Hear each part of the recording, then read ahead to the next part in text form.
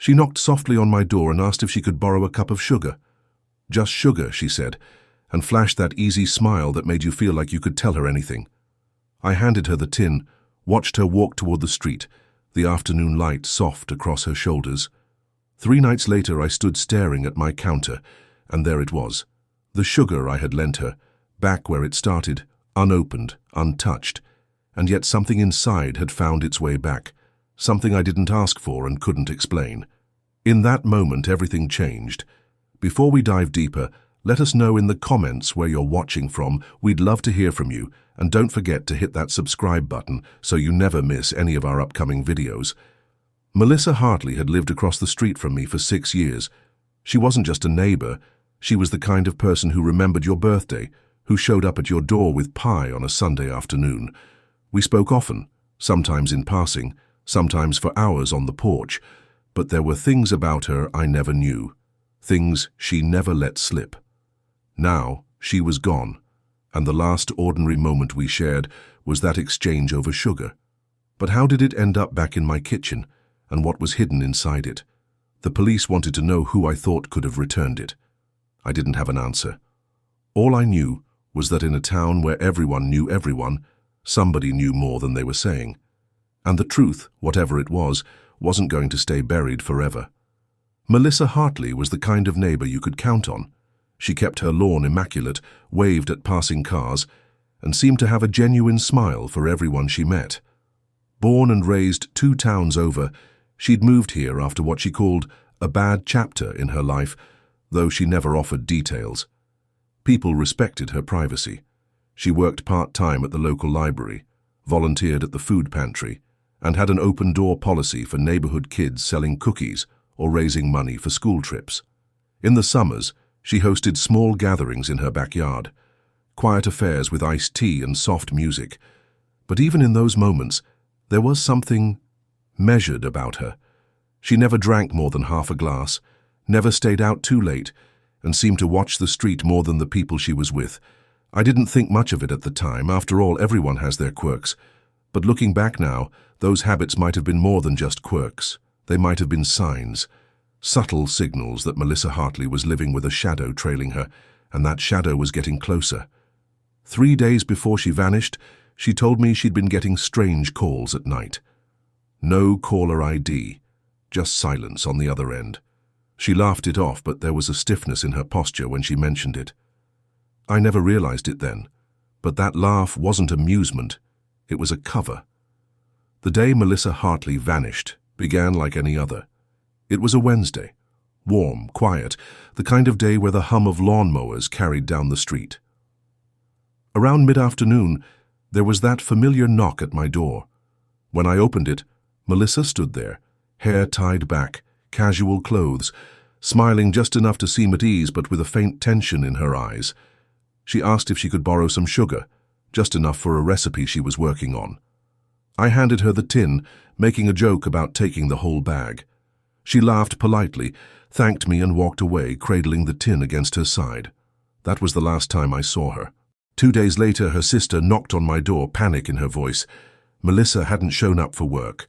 Her phone went straight to voicemail. She wasn't answering texts.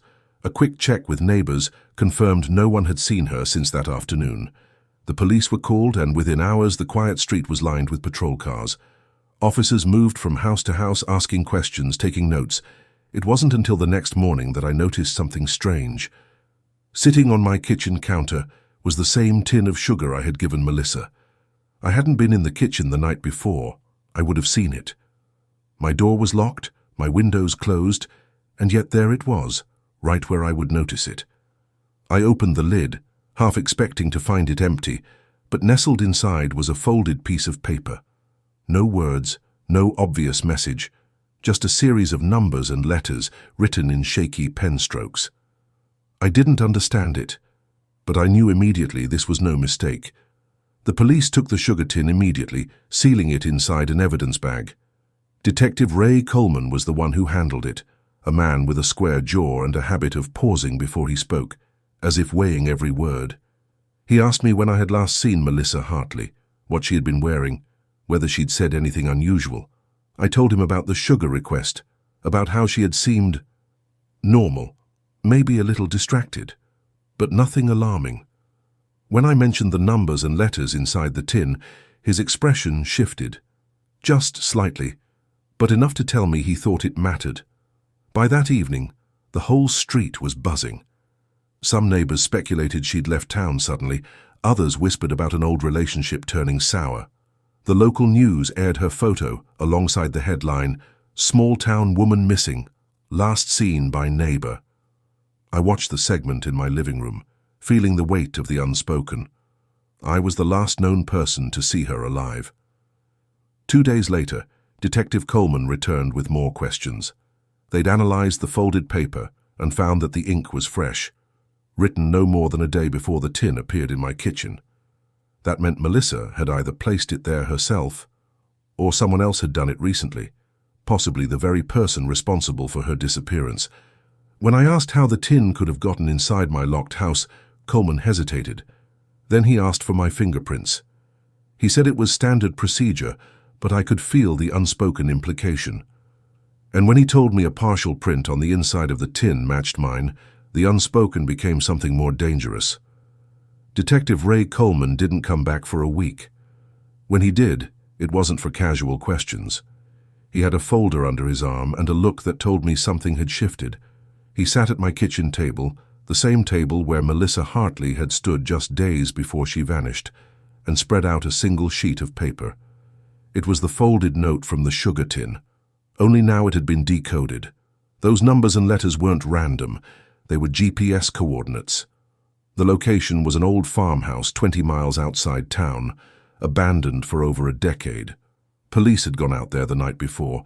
What they found inside wasn't Melissa, but it was enough to change the tone of the entire investigation.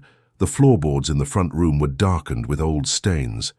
In a corner closet, a cardboard box held women's clothing, shoes, and photographs, all belonging to different women. Among them was a sweater I had seen Melissa wear at least twice. Coleman told me something I wasn't prepared for. Melissa Hartley wasn't her real name. She had entered this town 6 years ago under a new identity. Before that, she'd been a witness in a violent criminal case, one that had put a dangerous man in prison. The trial had been high profile in another state, and her testimony had been the cornerstone of the prosecution's case. After the verdict, she had been placed in a witness protection program and relocated here. I sat there, stunned, remembering every time she had looked over her shoulder, every cautious laugh, every careful decision not to stay out late. All of it made sense now, and if someone had found her, that meant they could find me too. Coleman explained that the farmhouse wasn't just a random hideout. Forensic teams linked the stains on the floor to a man who had been released from prison only months earlier, the same man Melissa Hartley had testified against years ago. He had disappeared from his registered address weeks before Melissa went missing. Coleman believed he had tracked her here, waiting for the right moment to make his move. The search widened. Back roads were scoured, rivers dragged, rural motels checked. Then, almost 3 weeks after the farmhouse discovery, the break came. A raid on a cabin 50 miles north turned up the man they'd been looking for. Dead from a gunshot wound to the chest. No one could determine if it had been suicide or something else. But what shocked everyone wasn't his death. It was what they found inside the cabin.